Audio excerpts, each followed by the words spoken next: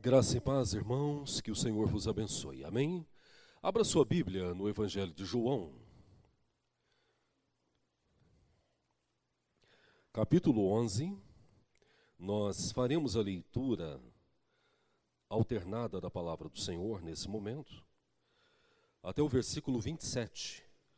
João 11, do versículo 1 ao 27. Mesmo assentados, com temor e tremor devidos à palavra do Senhor, façamos a leitura desse texto tão maravilhoso, tão conhecido e que nos traz ensinamentos tão profundos, relevantes, atuais e próprios para o fortalecimento da nossa fé. Estava enfermo Lázaro de Betânia, da aldeia de Maria e de sua irmã Marta. Esta Maria, cujo irmão Lázaro estava enfermo, era a mesma que ungiu com bálsamo o Senhor, e lhe enxugou os pés com os seus cabelos. Mandaram, pois, as irmãs de Lázaro dizer a Jesus: Senhor, está enfermo aquele a quem amas. Ao receber a notícia, disse Jesus: Esta enfermidade não é para a morte, e sim para a glória de Deus, a fim de que o Filho de Deus seja por ela glorificado. Ora, amava Jesus a Marta e a sua irmã e a Lázaro. Quando, pois, soube que Lázaro estava doente, ainda se demorou 2 dias no lugar onde estava. Depois disse aos discípulos: Vamos outra vez para a Judeia. Disseram-lhe os discípulos: Mestre, ainda agora os judeus procuravam apedrejá-lo. E voltas para lá? Respondeu Jesus: Não são 12 as horas do dia? Se alguém andar de dia, não tropeça, porque vê a luz deste mundo. Mas se andar de noite, tropeça, porque nele não há luz. Isto dizia, e depois lhes acrescentou: Nosso amigo Lázaro adormeceu, mas vou para despertá-lo.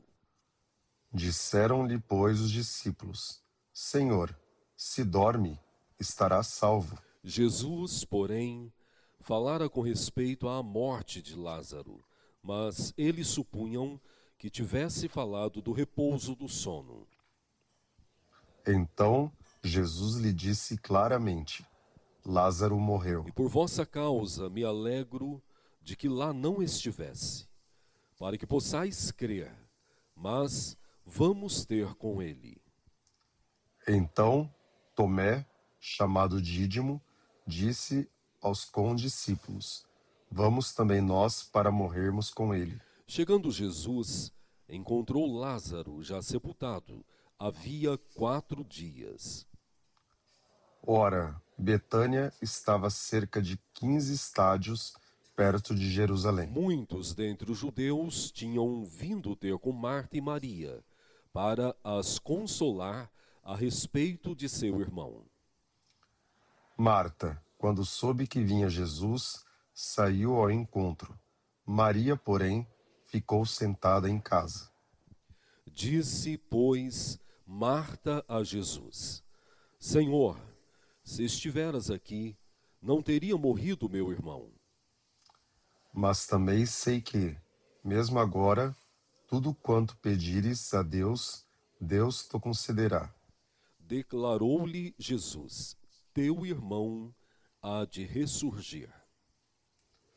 Eu sei, replicou Marta, que ele há de ressurgir na ressurreição, no último dia. Disse-lhe Jesus: Eu sou a ressurreição e a vida. Quem crê em mim, ainda que morra, viverá. E todo o que vive e crê em mim não morrerá eternamente. Crês isso? Sim, Senhor, respondeu ela. Eu tenho crido que tu és o Cristo, o Filho de Deus, que devia vir ao mundo. Palavra do Senhor. Obrigado, ó Deus, pela tua palavra que é viva e poderosa, inerrante, inspirada e expirada por ti, totalmente útil para a nossa maturidade espiritual. Obrigado pelo poder da sua palavra. Ao ler a tua palavra, somos fortalecidos por ela, ou, quando a ouvimos, ela é poderosa para tocar nos nossos corações. Mas também temos sido abençoados pelo Senhor nos momentos da exposição dela, que nesse instante nossos corações possam ouvir somente a voz do Senhor, aprender com a tua palavra, e que o teu Espírito possa nos conduzir a uma vida prática de tudo aquilo que a tua palavra tem nos ensinado. Oro em nome de Jesus. Amém. João é esse evangelho maravilhoso.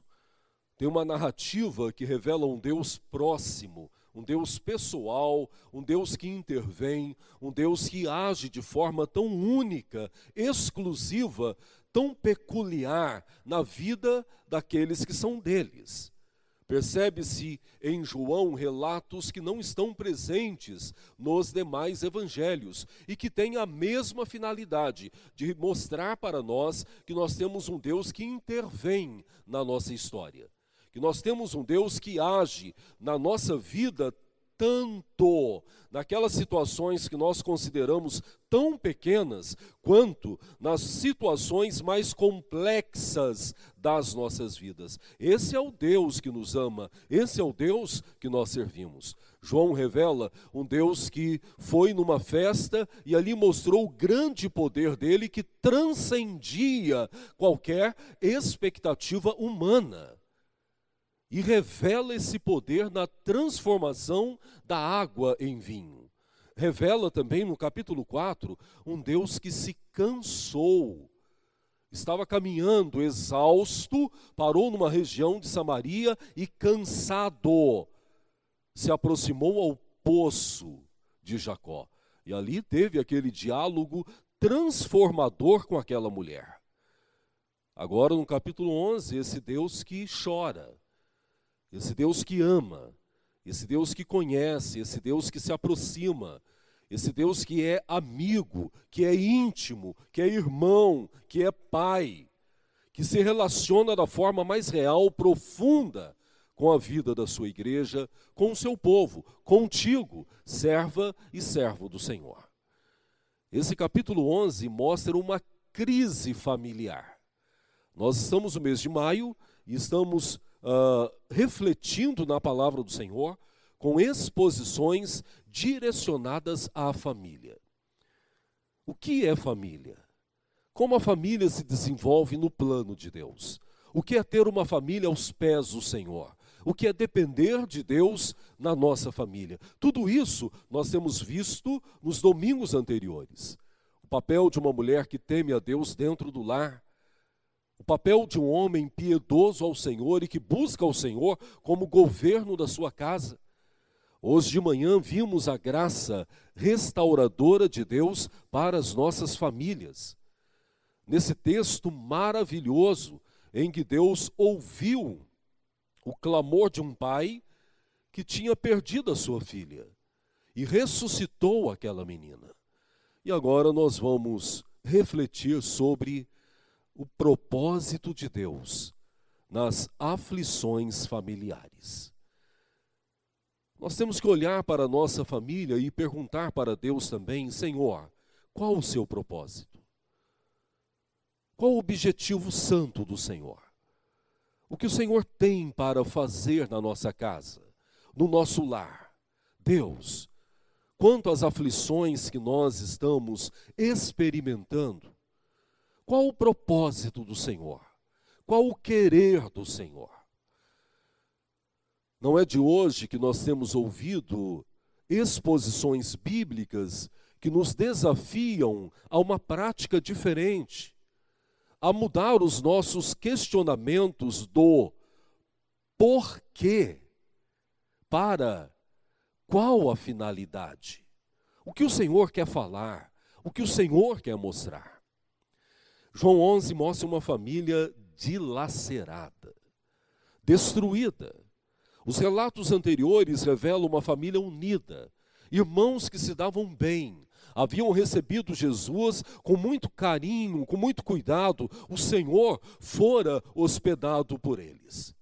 Jesus os deixou, foi fazer as missões, pregar o evangelho, libertar vidas. E nesse afastamento da Judéia, aquele homem ficou doente. O irmão de Marta e Maria adoeceu.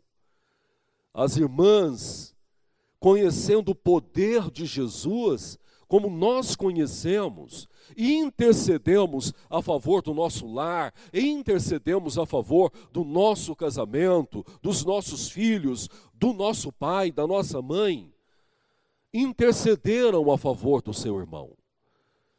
Mandaram um comunicado para Jesus: Jesus, está enfermo aquele que amas.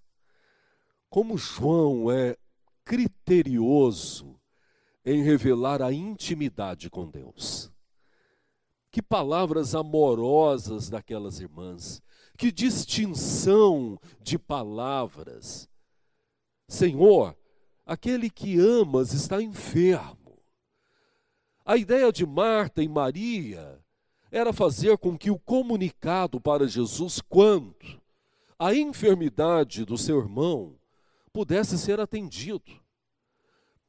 Mas é exatamente isso que nós queremos quando oramos. Quando clamamos pela família, quando clamamos pela salvação do marido, ou da esposa, ou da restauração do casamento, ou do livramento de Deus para os nossos filhos, quando nós oramos, quando nós pedimos, nós queremos a resposta imediata. Mas aí nós nos deparamos com Deus que é amoroso, com Deus que intervém, sim, com Deus que se relaciona conosco de uma forma tão ímpar e que nos conhece de uma maneira tão profunda, mas que é um Deus soberano, que tem a sua vontade que é santa, perfeita e agradável, e que nós não podemos mudá-la, que nós não podemos adiá-la ou renová-la. A vontade dele é eterna e ele cumpre o querer dele. Nos deparamos com esse Deus que é amoroso, que é pessoal, que intervém, que está contigo em todos os momentos. Mas um Deus que é Senhor do tempo. Um Deus que a nossa urgência não o governa. Um Deus que as horas do nosso relógio não dominam a ele. Nós somos escravos do tempo. Nós corremos atrás do tempo. Agora Deus é o Senhor do tempo. Ele não se limita a ele. Assim, ele ouve a nossa oração, mas ele tem um tempo de agir, que nem sempre é o nosso tempo. Então, o que fazer diante disso? O texto de João, então, nos revela algumas grandes verdades que nós devemos abraçá-las, certos de que somos filhos da aliança, de que a nossa família pertence a Deus, e que no momento certo, assim como Jó disse, Deus se levantará e fará a sua vontade. Então vejamos como João nos ensina nesse momento a dependermos de Deus e a crermos que Deus tem um propósito para tudo o que acontece na nossa família. As irmãs haviam informado Jesus, o seu amigo a quem amas está morto. Os discípulos receberam um aviso e ficaram inquietos. Senhor, vamos lá? Jesus, como Senhor do tempo e o Deus de soberana vontade, disse a eles: não é hora. Isso será para que a glória de Deus seja vista. Passaram-se as horas e Jesus voltou aos discípulos dizendo: agora vamos ver Lázaro. É interessante que a primeira lição revela que Deus controla todas as coisas, mesmo que nós não aceitemos. E talvez isso seja uma grande crise para o meu coração.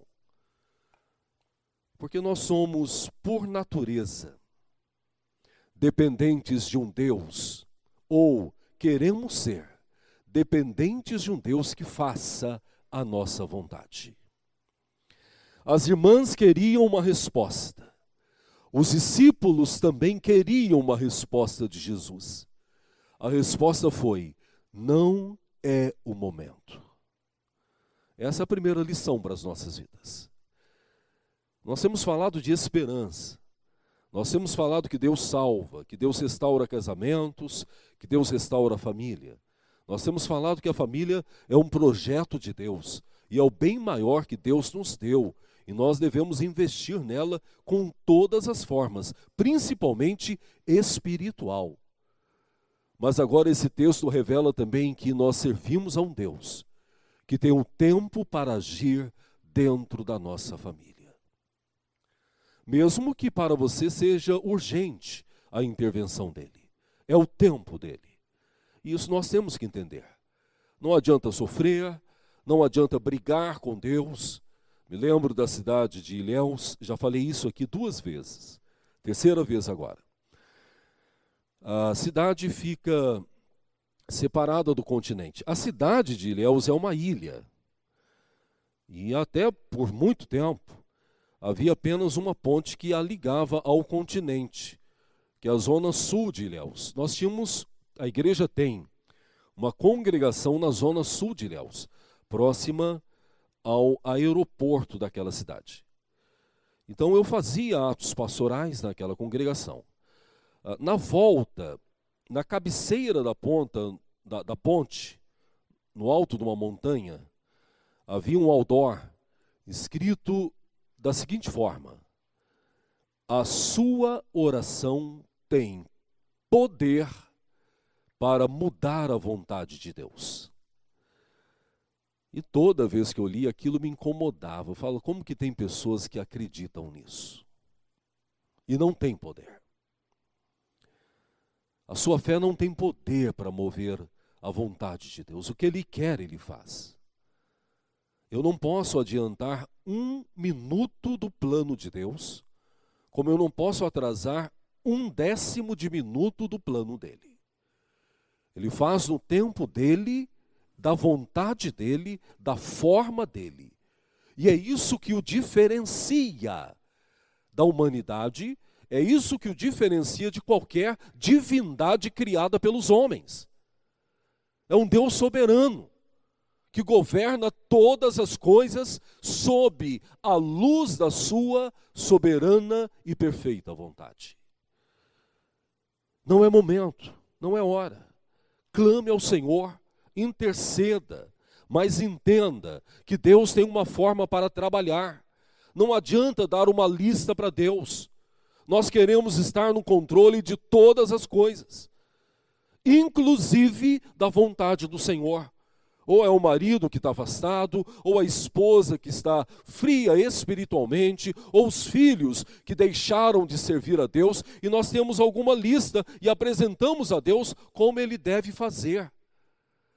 Ou vocês não fazem isso? Quantas vezes eu faço isso? Ó Deus, eu sei que Tu és soberano, mas quem sabe, se o Senhor fizer isso, resolve todos os problemas. Não. Coloque diante do Senhor a sua oração, a sua petição, confia nele, e o mais Ele fará. Essa é a primeira lição. Vejam como o texto se desenvolve, revelando uma segunda verdade profunda, maravilhosa. Vejam o versículo 8, leiam por favor, numa só voz.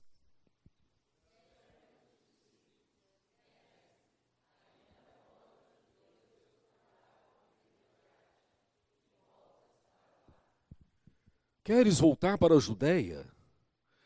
Fostes expulso de lá, ameaçado de morte. O que te faz voltar para um local onde te esperam com todo ódio, Senhor? A resposta é clara no texto: o amor. A segunda grande verdade para as nossas vidas é que Deus nos ama verdadeiramente. A confiança no amor de Deus deve sustentar a sua esperança quanto à sua família. Quando olhamos para os princípios bíblicos do Senhor para a família, é revelado um Deus que ama a família, que cuida da família. Jesus estava disposto a enfrentar as maiores dificuldades, como enfrentou na Judéia, para restaurar um lar, para restaurar uma família. Isto revela o amor de Deus pela nossa casa, pelo nosso lar, pelos nossos filhos, pelo nosso casamento. E isto sustenta novamente o conceito que o nosso lar deve estar continuamente colocado na presença do Senhor. Um Deus que amou a uma família de tão forma grandiosa, que resolve enfrentar as dificuldades, os desafios, os quais os discípulos estavam amedrontados, para revelar o grande amor de Deus por aquela família. Mas João não para por aí. Veja como ele prossegue o relato dele, no versículo 11. Isto dizia, e depois lhes acrescentou: nosso amigo Lázaro adormeceu, mas vou despertá-lo. Leiam o versículo 12, por favor.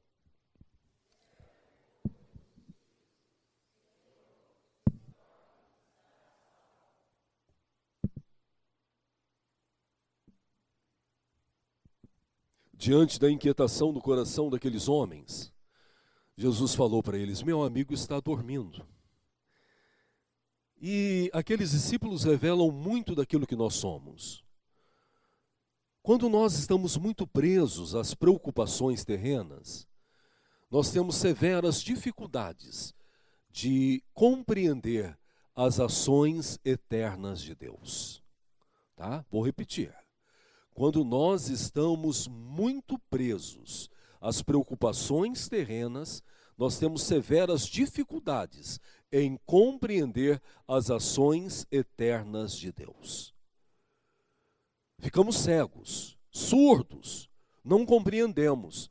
Há uma limitação muito profunda quando a nossa preocupação está no plano terreno simplesmente. Jesus olhou para eles e falou: ele dorme, e eu preciso despertá-lo. Veja a compreensão terrena, limitada dos discípulos. Senhor, se ele dorme, por que temos que ir para lá? Aí você considera o contexto, sabe o que os discípulos estão falando?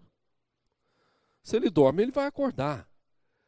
Por que enfrentar os riscos na Judéia simplesmente para acordar alguém que está dormindo? Não parece algo muito simples mesmo? O que nós faríamos no lugar dos discípulos? Tá? Olhando para mim, eu faria a mesma coisa. Lembram da mulher enferma que tocou nas vestes de Jesus e ficou curada imediatamente? E ele dizia: quem foi curado? Quem foi curado? E os discípulos disseram: Senhor, queres saber quem foi curado? Sabendo que todos encostam no Senhor, puxam o Senhor, tocam em ti, como saberás? Então, a humanidade, eu tenho essa limitação em compreender os grandes feitos de Deus quando estou aprofundado nas minhas preocupações terrenas. Eu não enxergo, eu não ouço, eu não compreendo. Foi isso que aconteceu. Mas daí Jesus categoricamente revela para eles algo que passou a fazer sentido.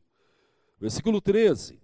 Jesus, porém, falara com respeito à morte de Lázaro, mas eles supunham que tinham falado do repouso do sono. Versículo 14, leiam, por favor.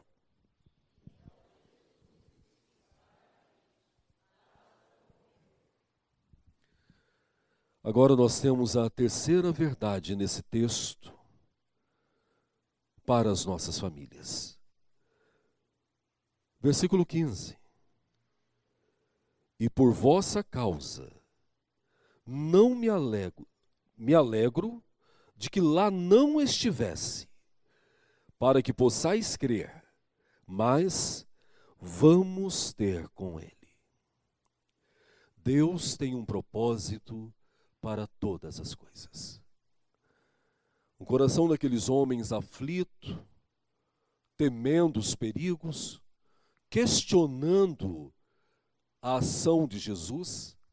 E agora, neste versículo 15, Jesus deixa algo bem claro. E eu me alegro em não estar lá, no momento da enfermidade de Lázaro. Como entender isso? Como entender um Deus que olha para os seus discípulos e fala: que bom que eu não estava lá, enquanto ele estava enfermo, enquanto ele estava doente, que bom que eu estava distante. Como compreender um Deus que, nas nossas maiores urgências, continua agindo da forma que ele quer? E mesmo que eu arranque os meus cabelos de tanta ansiedade, nervosismo, querendo solução, Deus continua o mesmo, sem agitação. Vocês estão entendendo isso? Às vezes nós ficamos nervosos, esperneamos, ansiosos, o coração falta sair pela boca, como se por meio dessa urgência Deus falasse: meu Deus do céu, o Célio vai morrer do coração, deixa eu antecipar a bênção para ele. A Lúcia vai infartar, eu vou antecipar a bênção dela para ela não sofrer tanto. A Aline não vai nem acordar amanhã, então deixa eu agilizar aqui, porque eu não quero que ela sofra mais. Não é esse o Deus que nós servimos. Nós, como pais, fazemos isso, não é verdade? O filho pede uma coisa e você fala não. Mas daí ele vem da segunda vez e pede, chora, fala que está passando mal, fala que vai morrer. Eu já ouvi isso. Eu vou morrer. Né? E daí a gente faz o quê? Cede. E como em todos os relacionamentos, Luciélia, a gente aplica isso para Deus também. A gente faz birra com Deus, vai ter que fazer da minha forma. Senhor, ou é agora ou nunca. Olha o que a gente fala com Deus. Ou o Senhor atende agora, ou não atende mais, porque não precisa. E Deus, irmãos, um fio de cabelo não fica branco, ele não se incomoda com isso. Eu me incomodo, Deus não. Então aí tem uma grande lição para nós. Se Deus tem um propósito para tudo, eu não vou ficar mais ansioso, eu não vou mais arrancar os meus cabelos, eu não vou brigar mais com Deus, não vou fazer greve com Deus, porque eu não vou mudar a Deus. Porque se o meu Deus é capaz de ser mudado por mim, ele deixa de ser soberano, ele deixa de ser poderoso. E quando ele deixa de ser poderoso, não tem como eu crer num Deus que governa todas as coisas, mas que é influenciável pela minha vontade, pelo meu querer ou pela minha pirraça. Então Jesus olha para aqueles discípulos e fala: que bom que eu não estive lá. E aí nós entendemos aquilo que Paulo fala em Romanos capítulo 5. Nós os alegramos também nas nossas tribulações. Então olha para a dificuldade da sua família e entenda algumas verdades. A primeira verdade é que Ele é o Senhor do tempo, é o Senhor da história, é a vontade dEle que será feita, é o poder dEle que será revelado. A segunda verdade, Ele te ama, e te ama com um amor tão eterno que foi capaz de dar a própria vida em seu favor. Então confie, a sua família pertence ao Senhor. Seus filhos pertencem ao Senhor. Seu casamento pertence ao Senhor. Seu marido pertence ao Senhor. Hoje de manhã atendi uma irmã que está frequentando conosco, Dona Sônia. Sônia e Lucas, é o filho dela. São oriundos da Congregação Cristã no Brasil. Então estão felizes aqui, Deus tem tratado o coração deles. Os familiares estão se aproximando deles. Deus está fazendo uma obra grandiosa lá. Dona Sônia, quando orar, ore por ela. E de manhã atendi lá no gabinete pastoral, enquanto a escola bíblica acontecia. Hoje eu não dei aula. E conversamos bastante sobre a história dela, sobre a dependência dela de Deus. As filhas dela são membros da Igreja Presbiteriana de Ribeirão Preto. E daí perguntei do marido, porque o marido nunca veio, né? E a gente tem aí uma tradição de termos muitas viúvas. Eu imaginava que ele era viúva. Falei, e o marido, dona Sônia? Ela falou, o marido é firme na cristã do Brasil. Mas eu sei que Deus vai fazer uma obra na vida dele. Na hora eu lembrei de você, Suzy, e do seu esposo, né, da obra poderosa que Deus fez na vida de vocês. E daí na hora oramos por ele. E daí terminei a oração e falei para ela, o seu marido pertence a Cristo. Então tranquilize o seu coração. Deus tem um tempo para tudo. Não adianta brigar, não adianta convencer ou tentar convencer com seus argumentos. Como Jesus disse a Marta, somente creia. E ela saiu daqui sabendo que no tempo de Deus e no dia de Deus, o marido dela vai entrar aqui para nunca mais sair, para a glória do Senhor. É sobre isso que o texto está falando, tá? E a terceira verdade, Deus tem um propósito. Então a situação está difícil lá dentro de casa, pergunta para Deus, Senhor, o que o Senhor quer me ensinar com isso? O que o Senhor quer ensinar para a minha família? O que eu preciso aprender com essa aflição, com essa tribulação? Eu creio que verei a bondade do Senhor, mas revela para mim, fala ao meu coração, fala a minha vida. O Senhor tem várias formas de falar. Fale comigo. O que o Senhor quer com a aflição na minha família? Deus tem um propósito para todas as coisas. Veja que no começo da leitura, Jesus, de forma muito clara, disse aos seus discípulos, versículo 4, leiam por favor.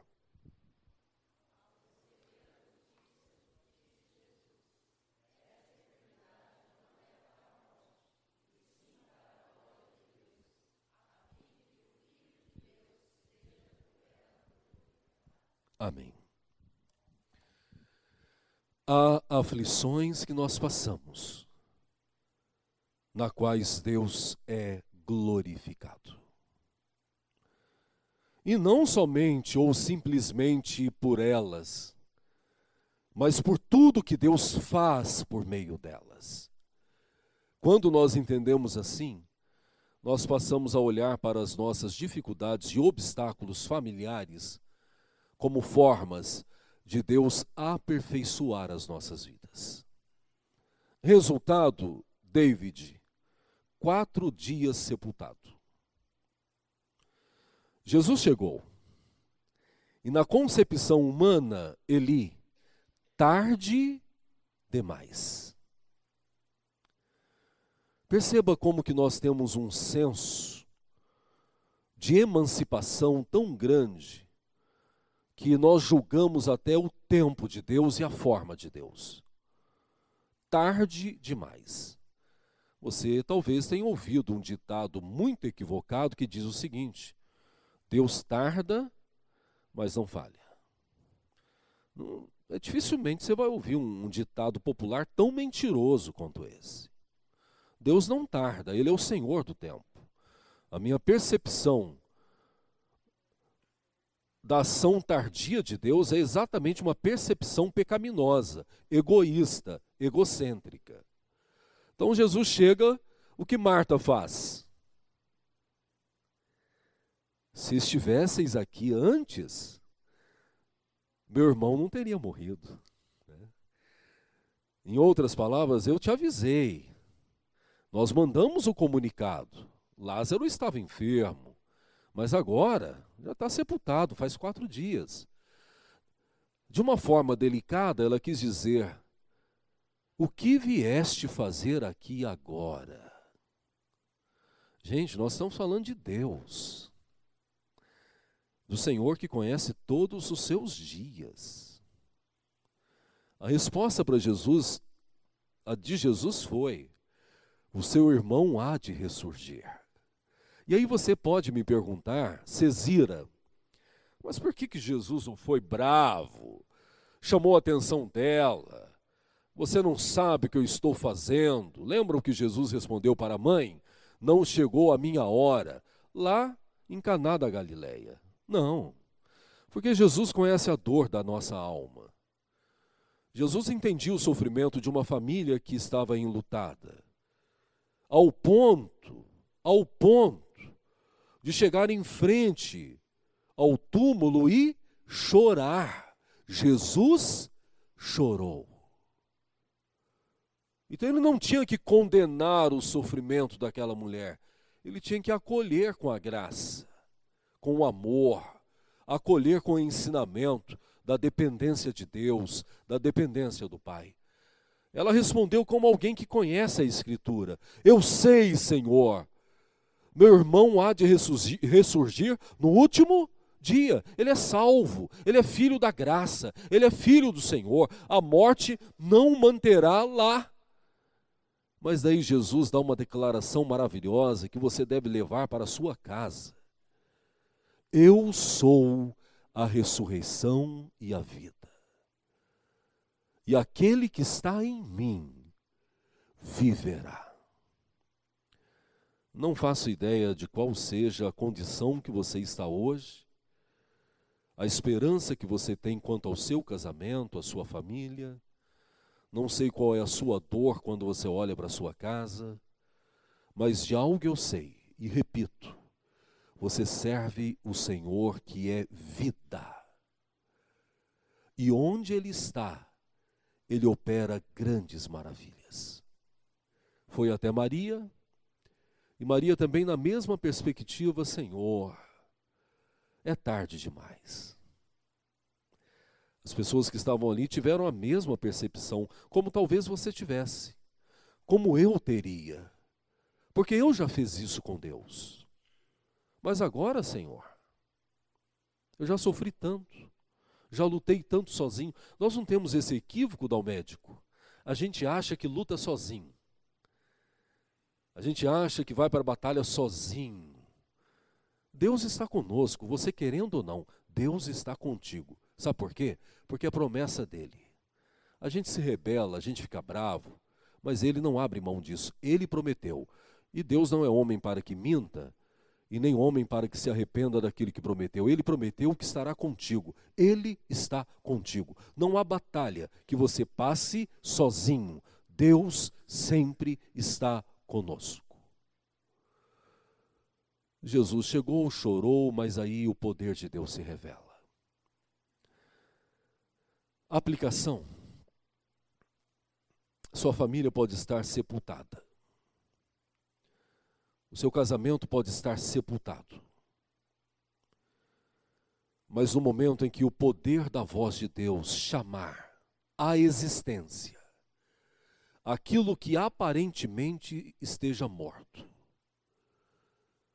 a restauração de Deus será real na sua casa. Não se esqueça disso. Você pode olhar e falar: é tarde demais. Não tem mais o que fazer. São 4 dias, gente. O homem estava sepultado há 4 dias. Mas quando ele disse: Lázaro, vem para fora, o texto sagrado diz que aquele que estava envolto em faixas, em pano, saiu de dentro do túmulo e todos viram o poder de Deus. Conclusão: aquilo que você sofre, aquilo que passa na sua família, será ainda um grande motivo para que Deus seja glorificado. Amém? Eu conheço algumas famílias aqui que já viveram isso. Já sofreram, já choraram, já sentiram a dor que essa família sentiu, já sentiram essa perspectiva de é tarde demais e hoje se alegra porque Deus restaurou a família. Esse é o Deus. Esse é o Deus que te ama, que cuida de você e é o Deus que está no controle de todas as coisas. Que Ele te abençoe, que Ele te fortaleça e que você entenda que Ele tem um tempo dele, tem a forma dele. Não pare de orar, não pare de crer, ore pelos seus filhos. Ore pelos seus filhos. Eu continuo indo no quarto dos meus filhos nas madrugadas, desde que nasceram, e oro por eles. Estão lá roncando. Helena espatifada na cama dormindo, Gabriel encolhido, que ela espatifa e ele encolhe. E daí eu oro por eles, desde que nasceram. E falo, eles são teus, eles não são meus. Meu casamento está distante de ser o casamento perfeito. Põe distância nisso. Mas eu tenho clamado, Senhor, me aperfeiçoe. Sabe por quê? Porque por muito tempo, eu orei de forma errada. Aperfeiçoe a Neísa. Por muito tempo. E daí eu entendi que eu estava fazendo oração errada. Daí falei, Senhor, quem precisa de santificação, de aperfeiçoamento sou eu, então me aperfeiçoe. A vida da fé é essa, a jornada é essa, você aprende até os 123 anos. E se passar disso, você vai continuar aprendendo. Então ore pelo seu casamento, ore pela sua família. De madrugada lá acordou, e a gente acorda. Essa noite eu dormi mal, não me pergunte por quê. Não tinha nenhuma preocupação, mas não dormi. Daí o que você faz? Vai para o celular? Vai para o notebook? Para o tablet? Para a TV? Vai nada.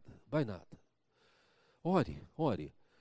Se a sua esposa for igual a mim, ela vai estar no sono lá, no 7º sono. Pode cair a casa que ela vai continuar dormindo. Então ore a favor dela.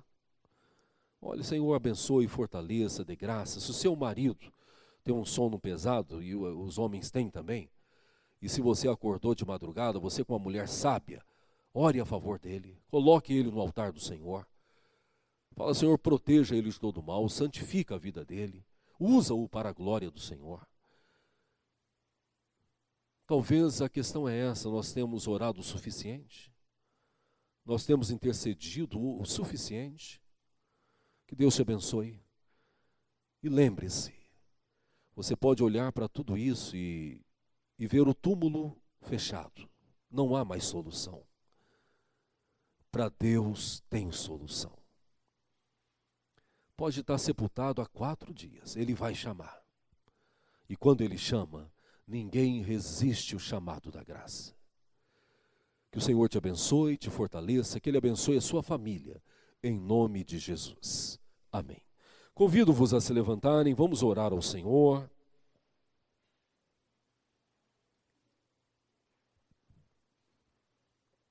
Pai, é maravilhoso olhar para a Tua palavra e ver o quanto o Senhor ama e intervém nas nossas famílias. Tudo começou por uma família. E em todo o relato da Tua palavra, o Senhor intervém restaurando as famílias para a glória do Senhor. Uma família com 3 irmãos. Não há relato de pais, de parentes, mas 3 irmãos unidos, tementes a Ti, que passaram por uma grande luta. Maria e Marta perderam o irmão amado. Uma instabilidade familiar, uma crise familiar. Nós não estamos preparados para perder a quem amamos. Avisaram o Senhor, como nós avisamos, como nós oramos, como nós comunicamos, e em muitos momentos, com uma percepção equivocada de que o Senhor não está sabendo das coisas. O Senhor não só sabe de todas as coisas, como o Senhor governa absolutamente todas as coisas. Mas o Senhor revela o amor, revela o carinho, quando move situações para restaurar aquele a quem o Senhor ama. Nós cremos no amor do Senhor pela nossa família, pelo nosso casamento, pelos nossos filhos. E sabemos que o Senhor tem algo maravilhoso para completar na nossa casa. Tranquilize o nosso coração, ajuda-nos a controlar a nossa ansiedade, que o teu Espírito neutralize a nossa incredulidade e diminua o nosso ser, para que deixemos de questioná-lo quanto ao tempo que o Senhor tem, ou as formas que o Senhor usa. Tu és Deus, soberano. E por melhor que seja o meu plano ou planejamento, a sua vontade sempre será melhor. Faça-nos entender isso. E faça-nos compreender, ó Pai, que tudo acontece para que o Senhor seja glorificado. Ensina-nos a olhar para a situação em que vivemos na nossa família e perguntarmos: qual o motivo, Senhor? O que queres? O que queres fazer? O que queres ensinar? E ensina-nos a olhar para as aflições como uma forma que o Senhor usa para aperfeiçoar a minha vida e para revelar a glória de Deus. Continue olhando para nós. Continue cuidando dos nossos casamentos. Continue cuidando dos nossos filhos. Nós queremos a nossa família no altar do Senhor. Nós queremos ver os filhos dos nossos filhos vivendo para Ti, amando ao Senhor. Esse é o desejo da nossa alma, é a fé que move as nossas vidas. Leva-nos também para os nossos lares, guarda-nos, da mesma forma protetora que nos trouxeste nessa casa de adoração, leva-nos aos nossos lares. E que durante essa semana nós possamos colocar ainda mais as nossas famílias no altar do Senhor. Oro em nome de Jesus. Amém.